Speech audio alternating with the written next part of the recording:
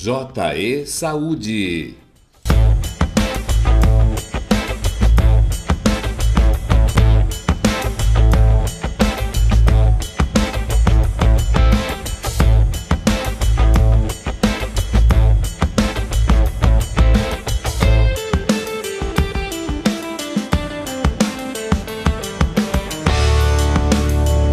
Bom dia, Carlos.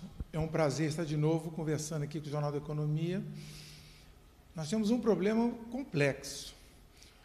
Essa decisão de volta às aulas é uma decisão que tem que ser tomada individualmente. Cada família tem que avaliar as circunstâncias nas quais essa criança está inserida.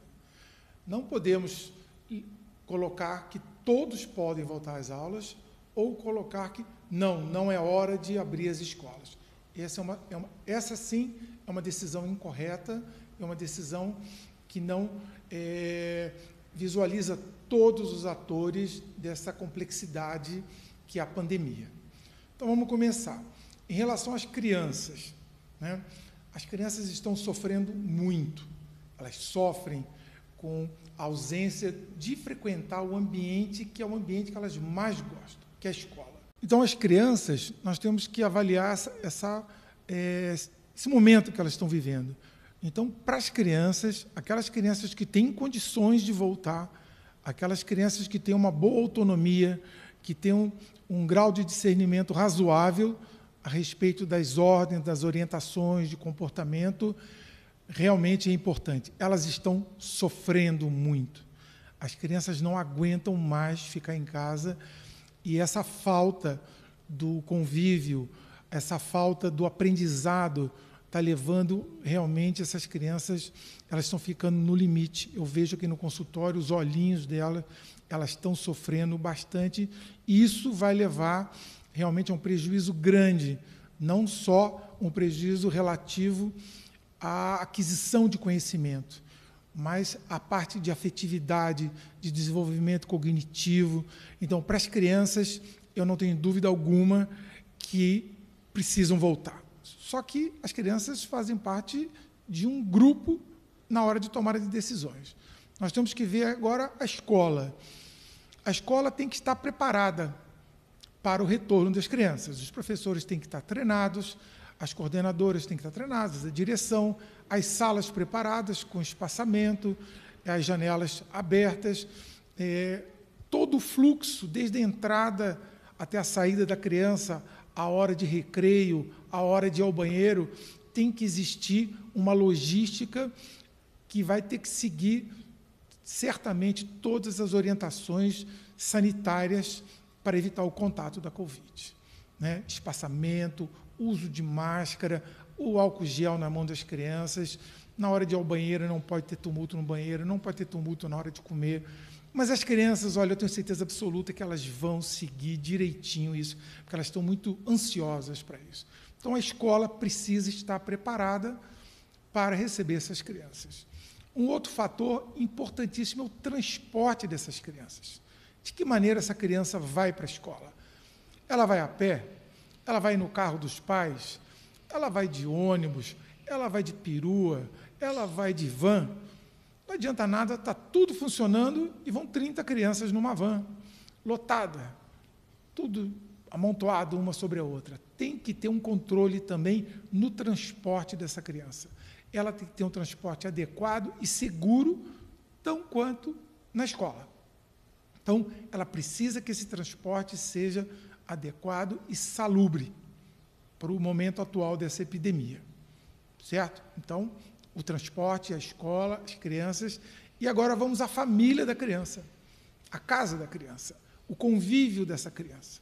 Muito bem. O grande problema é que as crianças, muitas vezes, a maioria, a imensa maioria das vezes, quando adquirem o vírus, elas não desenvolvem nenhum sintoma.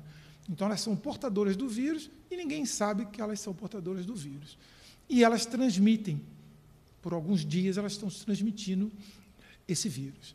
Então, o risco grande é o contágio com pessoas de idade, com os idosos que tenham doenças que possam piorar o quadro da Covid. São as comorbidades, que todo mundo já conhece.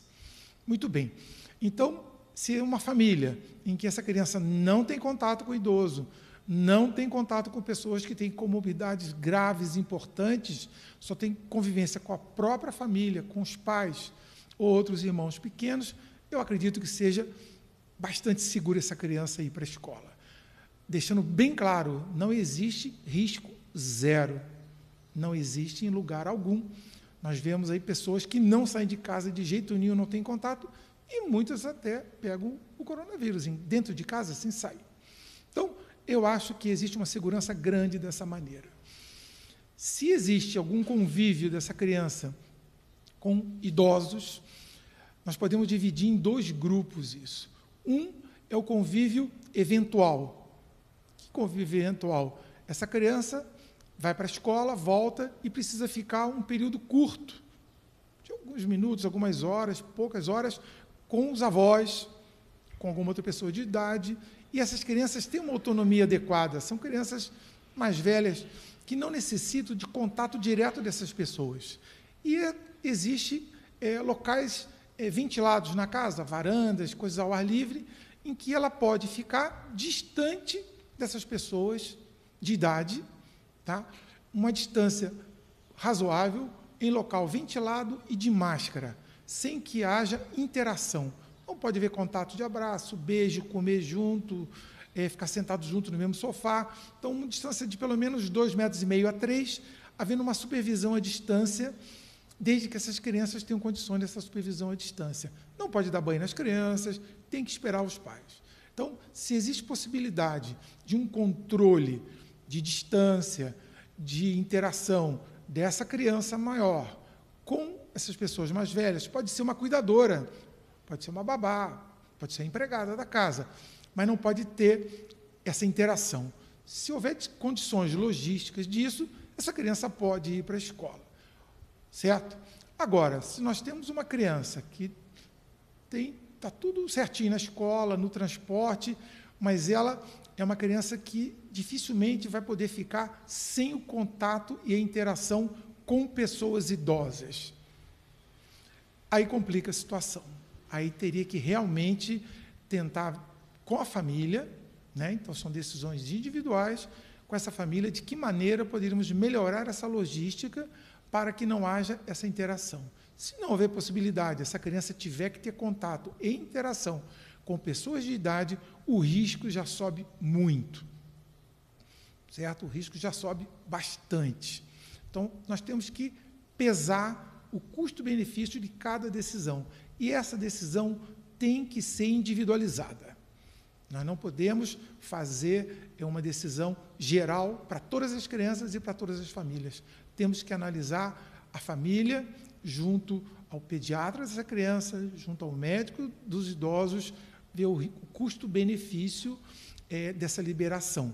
Eu acredito que uma boa parte das crianças tem, sim, condições de ir para a escola, e a gente melhorando essa relação, essa convivência, e tratar de maneira preventiva que isso se desenvolva de maneira adequada.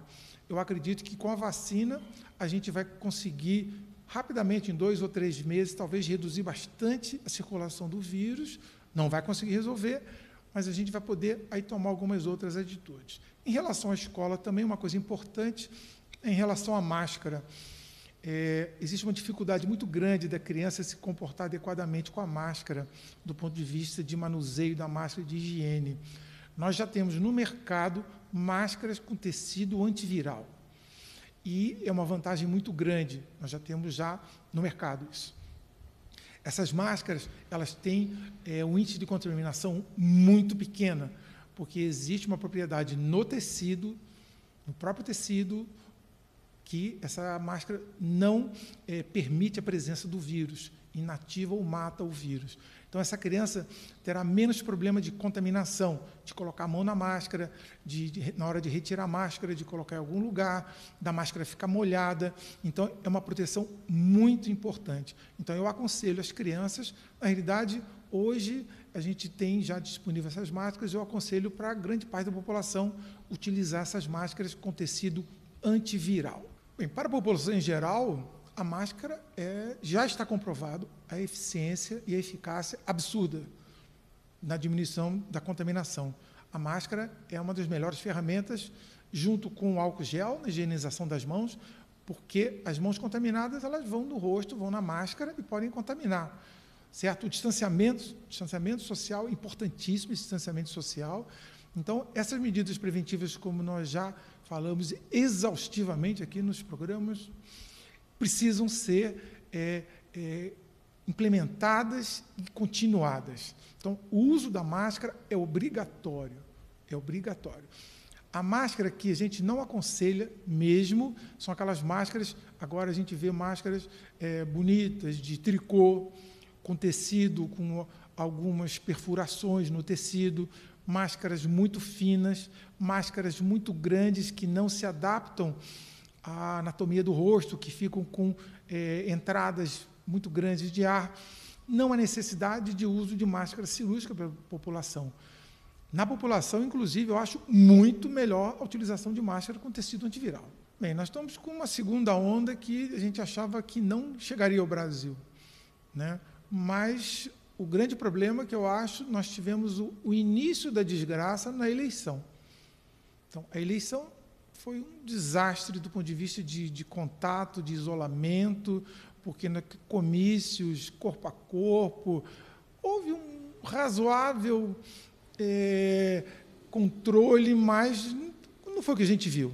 Tumulto, gente, as entrevistas coletivas. Então, a aglomeração começou nas eleições e o final do ano, realmente, as festas de final de ano, nós tivemos aí realmente uma situação catastrófica de contágio. Então, famílias se encontrando, grupos grandes, festas, contatos, baladas, boate, barzinhos, e realmente não houve. Isso não é só Brasil, deixar bem claro, tá? Isso daí, na Europa, nos Estados Unidos, nós tivemos um desrespeito à saúde coletiva, realmente de um nível muito alto. Os jovens realmente não estão fazendo a parte deles, tá? Está provocando uma corrida, né? Uma corrida de morte, né? Uma corrida de morte aos hospitais, à UTI. Nós estamos tendo falta de tudo, falta de oxigênio, falta de vaga, falta de médico, falta de profissionais de saúde, enfermeiros, fisioterapeutas, e falta de vergonha também da população que não está colaborando. Porque, reconheço, ficar em casa está insuportável para todos. Mas entre não ficar em casa e essas aglomerações absurdas que nós estamos vendo, isso no mundo inteiro, isso daí tem uma distância muito grande. Nós podemos sair de casa com segurança. Nós pode passear de carro. Eu recomendo para as mães com as crianças. As crianças não aguentam mais ficar em casa. Pode passear no carro, só a família dentro do carro, seguro. É um ambiente muito seguro. Passear na rua, pode passear na rua. A rua vazia, de máscara, ao ar livre, o vento não traz o coronavírus. A gente pega o coronavírus pelo ar da proximidade de uma pessoa contaminada. Ele não sai do outro lado da rua para vir para cima da gente.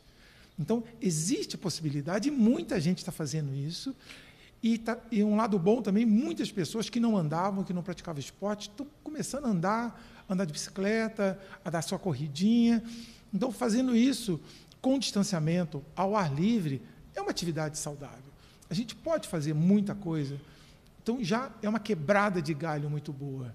Mesma coisa praia. Praia vazia, distanciamento de 3, 4 metros, ventando, a chance de contágio é pequena. Agora, tumulto na praia não dá. Então, as pessoas têm que entender que precisam. Nós estamos agora com as novas variantes, né? As mutações. A gente não sabe o limite disso. A gente não sabe se vai apenas aumentar a contagiosidade, se vai ficar o contágio pior. A gente não sabe se vai piorar o quadro, se nós vamos ter quadros mais graves. Nós não sabemos se as vacinas vão funcionar adequadamente. Então, nós temos muitas perguntas e poucas respostas. O que a gente tem de resposta adequada, é que precisamos fazer a nossa parte de prevenção de contágio. Isso é absolutamente importante para todas as esferas. Governo estadual, federal, municipal precisam incentivar isso. E, além de incentivar, precisam dar o exemplo. É outro grande problema também. Nós precisamos de informações adequadas, não precisamos de fake news. Precisamos, da mesma maneira que nós temos os números de casos, com as vacinas agora, a gente precisa saber quem está sendo vacinado. Não pode furar fila. Isso não pode acontecer. Nós temos que ter ordem, nós vivemos em sociedade, nós temos que ter organização.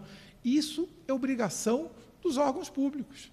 Nós temos que ter as informações de quem está sendo vacinado, temos que ter o calendário adequado para as pessoas não ficarem ansiosas, porque essa é uma das causas que eu acho dessa furada de fila, é porque não tem divulgação, não se tem claro, dizendo quais as pessoas, qual a categoria X, Y, Z. Olha, tal categoria será vacinada em tal dia, tal grupo será vacinado em tal dia. Então, isso acalmaria muito as pessoas. Então, nós vivemos um caos sanitário, um caos organizacional. Agora, nós vemos essa briga das vacinas, né? A politização e a politicalização vergonhosa das vacinas. Nós estamos numa situação em que a população está à mercê de um grupo grande, tá, de mercenários da vida, de terroristas, porque uma atitude, um pronunciamento de uma autoridade importante, que tem seus seguidores, nós vamos ter uma desgraça. Um homem-bomba mata quantas pessoas com o colete dele? Quantas pessoas estão morrendo por causa da inatividade dos governos? A gente viu agora, nos Estados Unidos, a invasão lá do prédio público, aquilo ali, resultar em 40 casos de policiais com coronavírus. Quantas pessoas vão morrer por causa daquela atitude ali de contágio? Então, é uma situação de calamidade, uma calamidade multifacetada. É lógico que uma vacina, nós vamos conseguir vacinar muito mais pessoas do que ter que dobrar o número de vacinas. E essas vacinas estão sendo feitas realmente, apesar da velocidade, não se quebrou. Não se quebrou o ritmo. As etapas foram seguidas de segurança, de qualidade. Isso é o lado positivo. Nós estamos avançando muito na ciência. Então, estamos avançando muito. Isso é o mundo está se organizando. A parte científica está se organizando para as próximas epidemias que nós teremos. Não tenham dúvida alguma. Tá? Essa resposta que a Terra, né, que o nosso planeta está dando contra a devastação do planeta, não vai ficar aí. Eu não tenho dúvida alguma. Então, nós estamos criando ferramentas para serem usadas no futuro, agora e no futuro também, com uma resposta mais rápida. As vacinas, realmente, hoje, eu não tenho dúvida alguma, nem todos os cientistas estão falando isso, nós temos uma esperança muito grande. Não é só uma luzinha no final do túnel, é um farol no final do túnel. Então, a vacina vai ter um impacto muito grande. Provavelmente, daqui a 1 ano, 2 anos, se Deus quiser menos, o coronavírus será como a influenza, uma incidência em grupo pequeno, campanha de vacina fácil de fazer, nós vamos ter um controle maior, nós vamos ter todo ano avaliação dos vírus que estão circulando, se houver algum que está saindo do eixo, vai ser feita uma vacina específica, da mesma maneira que a gripe. Mas agora não. Agora a situação está muito dramática. As vacinas precisam ser disponibilizadas, precisamos ter um planejamento estratégico eficiente. Nós temos que utilizar da melhor maneira possível essas doses e precisamos distribuir o mais rápido possível. Não pode existir entrave político ou burocrático simplesmente na distribuição e aplicação dessas vacinas. Nós precisamos colocar o maior número de vacinas para ser disponibilizado para a população, o maior número possível. As vacinas que forem aprovadas têm que ser o mais rápido possível, nós temos que distribuir para a população. quanto mais pessoas vacinadas, menos pessoas ficam doentes, menos impacto na rede hospitalar, menos impacto em insumos, menos impacto na transmissão. Então, a gente tem uma ferramenta, só que ela tem que ser usada corretamente. Não adianta ter uma Ferrari se você não sabe ligar o carro. Então, nós precisamos ter gente competente fazendo isso. Precisamos ouvir as pessoas competentes.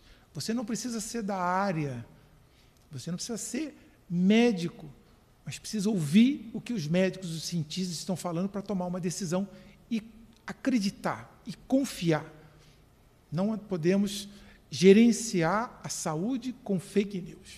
Eu que agradeço. Então, como última recomendação para os pais, conversem com seus pediatras, as pessoas de idade, conversem com seus médicos. Vocês precisam fazer uma avaliação da situação individual de cada família. Inicialmente, realmente as crianças precisam voltar para a escola, mas precisam voltar adequadamente e temos que dar segurança também aos idosos também. Eles merecem toda a consideração e toda a segurança. Então, cada caso é um caso, precisa ser resolvido. E nós vamos conseguir avançar bastante com isso. Muito obrigado, bom dia a todos. JE Saúde.